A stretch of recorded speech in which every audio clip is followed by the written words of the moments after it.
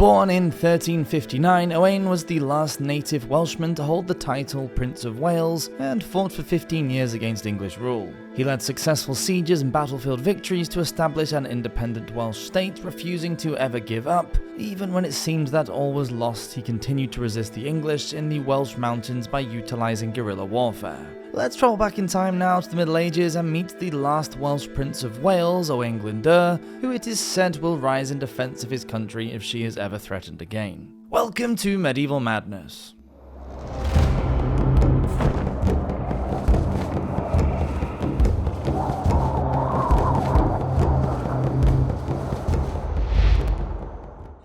Downfall.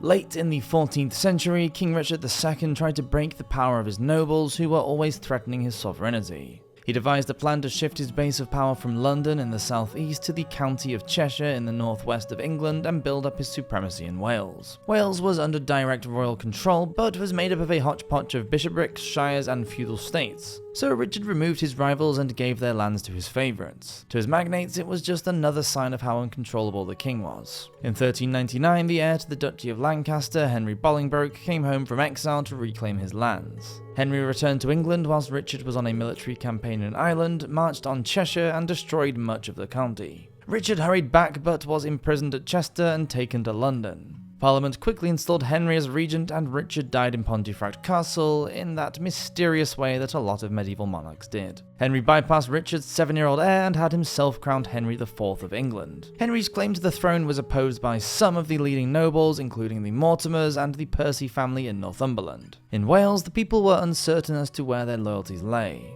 The Welsh gentry had supported King Richard, who had succeeded his father Edward the Black Prince of Wales, but now with the king deposed, the future was uncertain. Then in January of 1400, civil order broke out in Chester and a mood of rebellion was growing on the English-Welsh border. Family.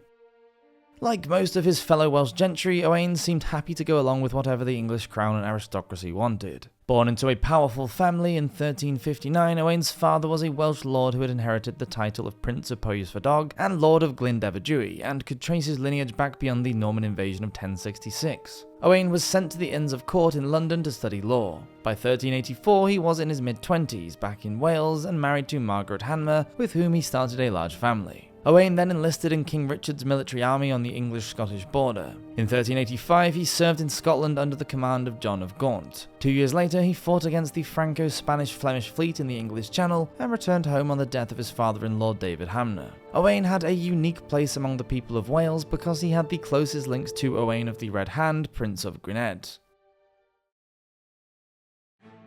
Friction. It's not clear what made Owain rise up against the crown. Perhaps it was the lack of recognition of his status, or it may have been a lack of confidence in the new Lancastrian monarch. As it turned out, the catalyst was a dispute over land with Owain's English neighbour, Reginald Grey, Lord of Ruthin.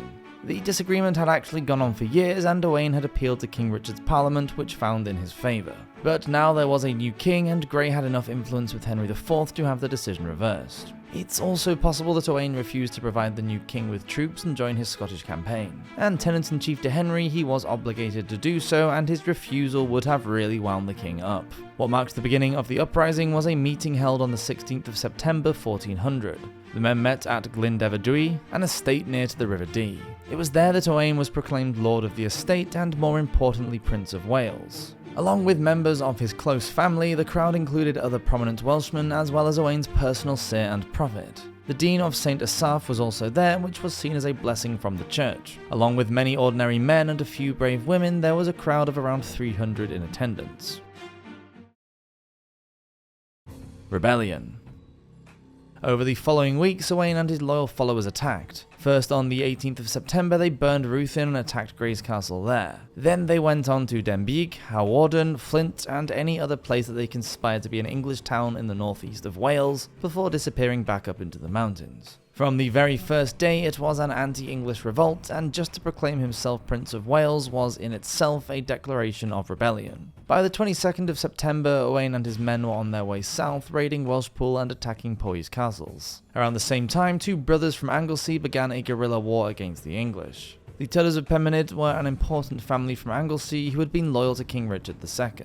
Both Gwilym and Rhys were military leaders who were part of a force raised to protect North Wales against any French invasion, joining the king on his military expedition into Ireland in 1398. When Owain announced his revolt, Gwilym and Rhys, along with their third brother Merdud, were more than happy to swear allegiance to their cousin. On his way back from Scotland with his army, King Henry had no choice but to turn towards Wales. By the time he arrived in Anglesey, he had been besieged not only by attacks from Welsh guerrillas, but also by the constant bad weather. Henry burned villages and monasteries before returning to England. By 1401, the revolt had spread. Now Owain had followers from central Wales as well as the north, and there were even reports of lawlessness in Brecon and Gwent in the south. The king chose Henry Hotspur Percy to bring the country to heel. Back and forth. Owain's first major battlefield victory was in May or June of 1401, so the English Parliament brought in penal laws to try and force the Welsh into submission, but that only created more resentment. Support for Prince Owain came thick and fast. The Percy family joined the cause, while students from the universities of Oxford and Cambridge left their studies to fight, and labourers, quote, had suddenly fled the said realm for their same country of Wales, and had strongly equipped themselves with arms, bows, arrows, and swords, and other weapons of war, such as they had not done at any time since the conquest of Wales. In 1404, Owain's forces took the castles of Aberystwyth and Harlech before burning Cardiff Castle. By now, 4 royal expeditions had been kept at bay, and Owain called a parliament to outline his plans for an independent Wales with its own laws and church. A year later, a treaty was negotiated between Wales and France. In the year of the French, their army invaded Aquitaine and landed in West Wales to combine forces with the Welsh. Up until now, the Welsh had won several easy victories, but then came a series of devastating defeats. The French retreated, the Turders were pushed back by the English in Anglesey, Owain lost his brother in battle, and his son was captured. Owain and his cause became more and more vulnerable as economic sanctions and the English campaigns took their toll. But all was not lost. By using a strategy of economic blockades against English-controlled castles, Owain was able to regain rule of Wales. Then, at the siege of Harlech Castle in 1409, Owain's wife and 2 daughters were captured. They were imprisoned and died in the Tower of London. Owain escaped at night by using a disguise and withdrew to the Welsh mountains with a small group of loyal followers. From there, they continued a guerrilla war, carrying out raids along the Welsh borders. Refusing to surrender, Owain was a hunted man. He was last seen alive in 1412 when he carried out a successful ambush in Brecon. The 15-year rebellion had ruined the fragile peace that had existed between the Welsh and the English. At the time, it was written that Owain had brought all things to waste, and King Henry proclaimed havoc in Wales. It took between 20 to 30 years before life in Wales got back to how it was before the uprising began. Patriot.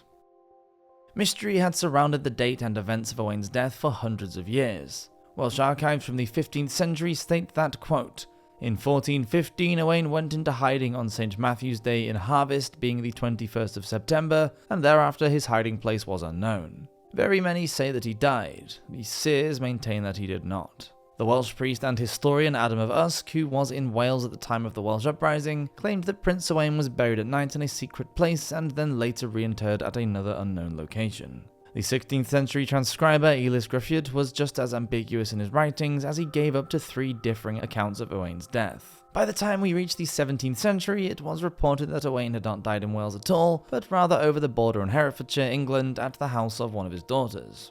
Although details of his death are rather vague, the impact that his life had on the future generations of Welsh people is very clear. As of 2024, the place of Owain's burial remains unknown. Hero. In 1778, Welsh travel writer Thomas Pennant wrote a tour in Wales about the history of places he visited. His account of Owain helped to cement the image of a national hero rather than a destructive rebel. By the early 20th century, the prince was hailed as the greatest Welshman that ever lived. In his native Wales, the love for Owain Glyndŵr is best summed up by the author and Welsh nationalist Owen Roscomil in his 1905 book Flamebearers of Welsh History. He wrote, quote, "It is not known where Owain died. In Gwent they say that he did not die.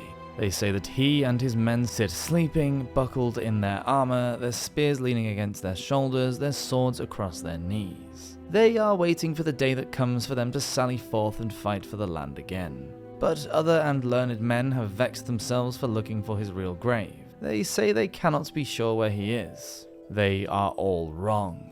His grave is known, well known, It is beside no church nor under the shadow of any ancient yew.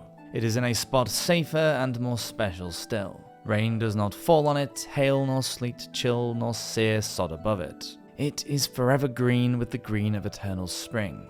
Time shall not touch it. Decay shall not dishonour it. That grave is in the heart of every true Welshman. There forever, from generation unto generation, grey Owain's heart lies dreaming on, safer forever and forever. Thank you so much for watching this episode of Medieval Madness. Please do subscribe if you're enjoying these videos, and I'll see you next week for another one. Until then, I hope you have a fantastic week. Cheers!